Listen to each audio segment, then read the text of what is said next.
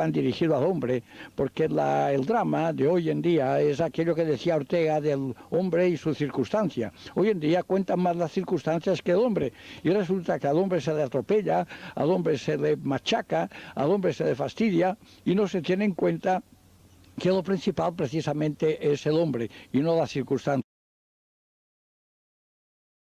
En serio, y que el mensaje de Cristo ha llegado a su singularidad, a su originalidad y a su creatividad, porque cada persona es creativa, tiene una manera de ver el Evangelio, y Cristo quiere verse en la cara de todos sus cristianos, porque Cristo desapareció de la tierra, pero está en la tierra a través de sus cristianos. Y a veces le hacemos tan papel o tan mal papel a Cristo que no lo acreditamos, al revés, sino que lo desacreditamos. Yo soy optimista, yo creo que cada uno en su interior siempre crece una planta o tres plantas, que una es el egoísmo, otra es el orgullo y otra es la ambición. El egoísmo, yo creo que yo no conozco ninguna persona egoísta que sea feliz. El egoísmo va contra la felicidad de una persona. Si uno tiene el mal gusto de ser egoísta, es que tiene el mal gusto de no ser feliz. La otra cosa es el orgullo. Yo leí otro día una definición del orgullo que me gustó mucho. Dice que es el esplendor de la estupidez, el orgullo. Esto yo creo que es una maravilla de definición. El esplendor de la estupidez.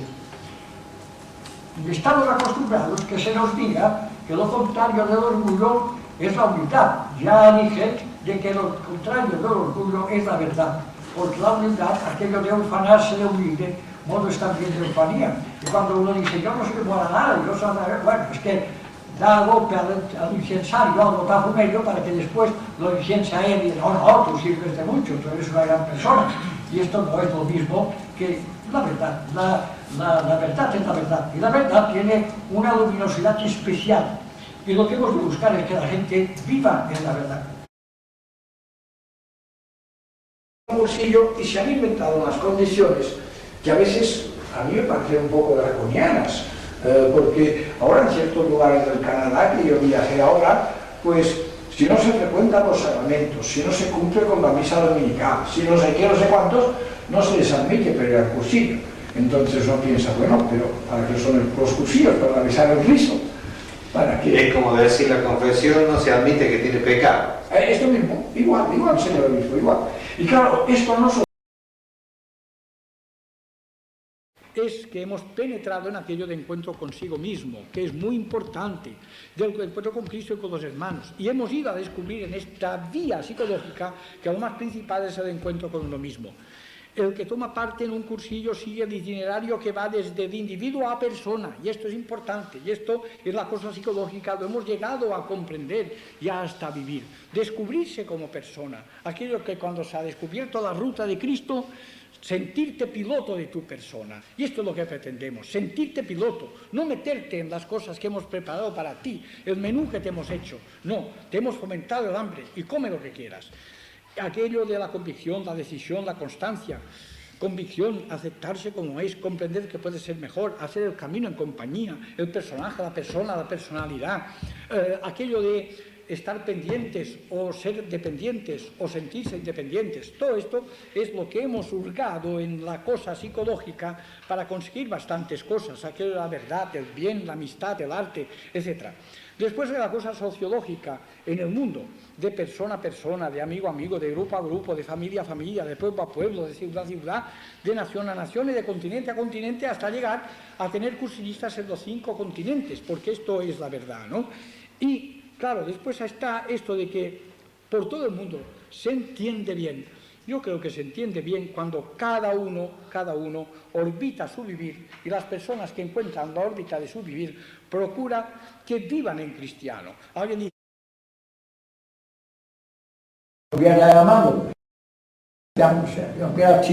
hubiéramos sido llamados a esta cosa concreta, no tendríamos las cualidades que precisan para esta cosa concreta. Dios nos da las cualidades, lo principal es que las empleemos y que nos sintamos protagonistas de lo cristiano en el lugar donde el Señor nos ha colocado.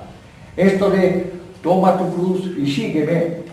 ¿Cuántas veces los cristianos hemos tomado la cruz del vecino? Y decimos, no, si esta cruz es muy fácil, claro, la cruz del vecino siempre es muy fácil. Pero Cristo no dijo, toma la cruz de este y del otro, no, toma tu cruz. Y claro, los cristianos tomamos las cruces de los demás. Las personas somos diferentes. El Señor no es un fabricante de personas, sino que es un creador de personas. Y el movimiento de Cursillos lo que quiere también es ser creador en lo que cabe, no ser fabricantes. Yo creo que en una fábrica, si se hacen zapatos o se hacen botellas, todas pueden ser del mismo tamaño y del mismo peso y del mismo aspecto.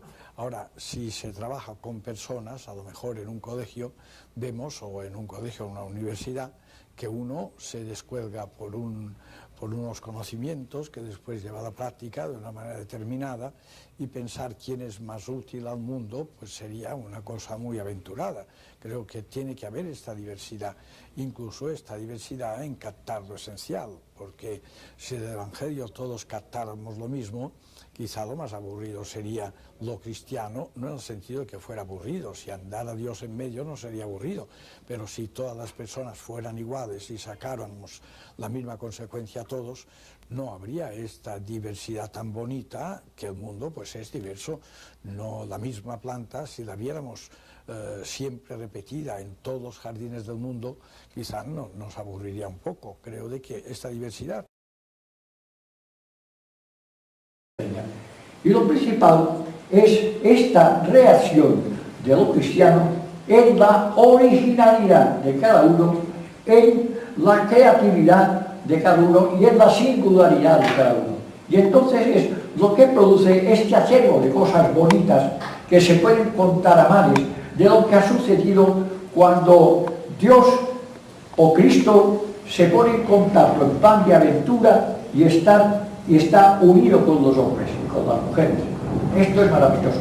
Yo a veces me siento deudor de lo que yo he podido vivir, que es fruto de este carisma. La palabra carisma antes solamente se empleaba muy raras veces, y ahora ya se empieza hasta en el deporte. Los deportistas, uno quiere carisma y los artistas también tienen carisma, y está bien que la cosa se divulgue, pero el carisma...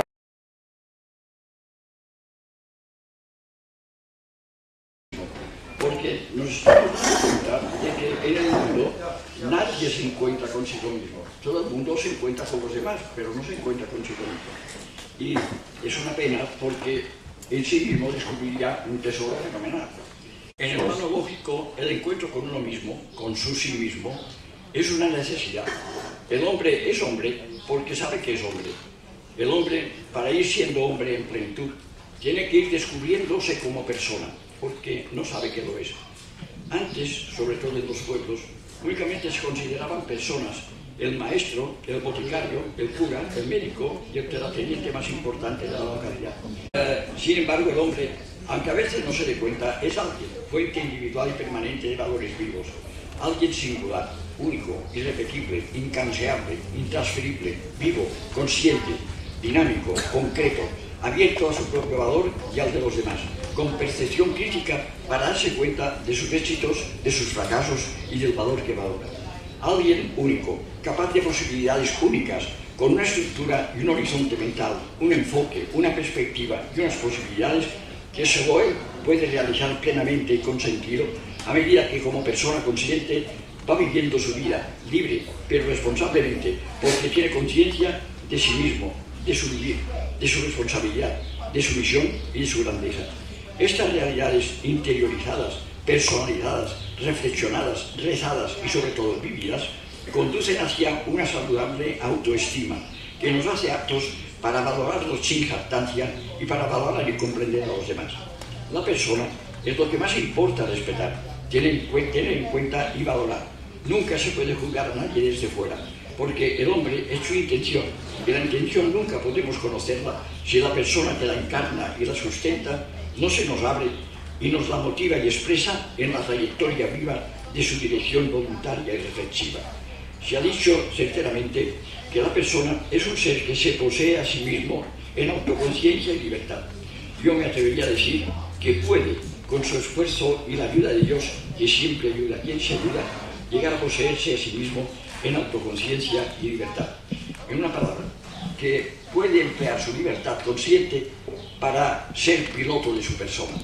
Entonces necesitará saber qué orientación tomar, cerciorarse de dónde se encuentra la verdad para poder seguir siendo libre, porque una de las cosas más penosas y trágicas del mundo de hoy es que el hombre únicamente se siente feliz cuando lo piensa, olvidándose de que el mayor don que Dios le ha dado es el de poder pensar.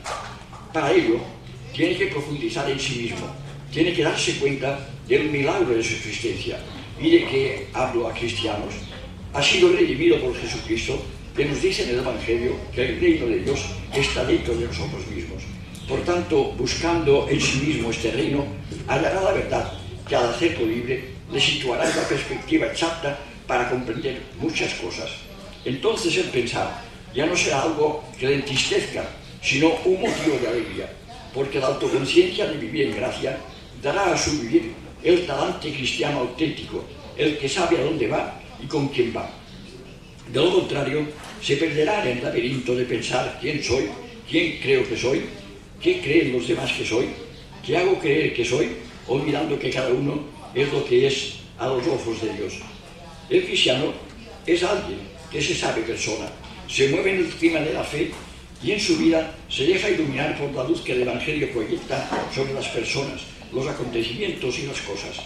Hay que intentar ver el mundo desde la fe. Hay que creer para ver, no esperar ver para creer. Aunque el impulso hacia la fe es siempre cosa de Dios, casi siempre se nos muestra de manera sutil, para no invadir el terreno de nuestra libertad. A veces nos cuesta comprender la cortesía de Dios. No pensamos que si se nos presentara, colapsaría nuestra libertad. Plano psicológico. El descubrimiento de ser persona conduce al autoconocimiento de ser dotado de ciertas cualidades que con interés y esfuerzo pueden convertirse en posibilidades a posibilitar. El hombre posee unas facultades por el hecho de vivir y de vivir en plenitud que son una invitación constante a ejercitarlas: la inteligencia, la libertad y la voluntad. La inteligencia es para pensar, reflexionar, razonar y poder adherirse a los valores que valen y que dan valor a los demás valores. La libertad es una palabra que hoy está de moda. Alguien ha dicho que es una palabra talismán. En cada época existen vocablos que por diversas razones socioculturales se cargan de un prestigio tal que se evaden a toda revisión crítica y son tomados como el suelo intelectual sobre el que se mueven confiados los hombres y los grupos sociales. Son hoy también talismanes las palabras cambio, progreso, etc. Pero a lo que íbamos, la libertad está bien empleada cuando conduce a horizontes más amplios de libertad, para poder seguir siendo libres. El hombre es libre de escoger entre multitud de opciones. Una de ellas puede ser la opción de echarse por la ventana, pero si lo hace, no le quedan después más que dos opciones: el cementerio o el hospital. El hombre tiene que ejercitar la facultad de ser libre y no sentirse dependiente de lo que le crea adicción. A veces puede también ser malo sentirse independiente, izar la bandera del pirata y vivir uno a su aire, hacer lo que le da a uno la gana, que cuando se hace por narices no suele ser su real gana, sino la poca original gana de querer ser original. Lo mejor es no ser dependientes ni independientes, sino estar pendientes de lo que se cree, de lo que se valora, de lo que se ama. Plano emocional. Sin amarse a uno mismo, es imposible amar a los demás. Si no somos fieles a nosotros mismos, con una fidelidad rigurosa y patente, no podremos ser fieles a lo que hacemos ni a quienes queremos. El que no se conoce es incapaz de ser amigo de otro. El que no quiere conocerse no es digno de tener amigos. El que se engaña, engañará a los demás. El que oculta o falsea su personalidad defraudará tarde o temprano a quienes se le acerquen.